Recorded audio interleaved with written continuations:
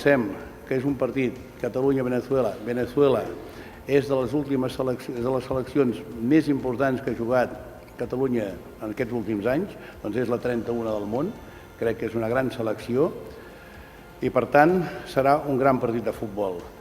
Moltes gràcies a tots per estar aquí, per haver-nos acollit aquí al Palau i desitjar que sigui un gran espectacle.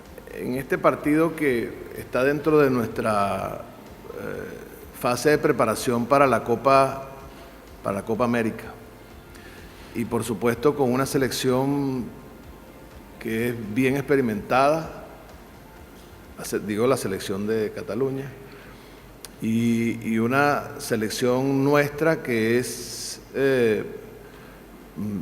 que viene en constante renovación y que la base, aun cuando tiene unos jugadores veteranos y muy corridos, pero que la base viene de la selección venezolana sub-20 que quedó subcampeona hace 2 años, subcampeona mundial.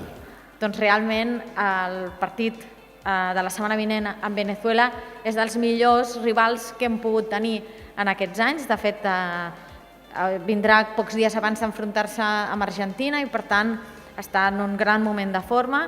Molt important també el fet aquest que puguem estar dins d'una finestra de dates FIFA i no estar jugant en aquells 28 de desembre i dates estranyes que veníem jugant anteriorment. Per què? Perquè això ajuda molt en els jugadors, ajuda molt a la selecció i sobretot ajuda a l'afició. Ajuda que el partit del dilluns vinent realment tingui una intensitat que ens interessa molt.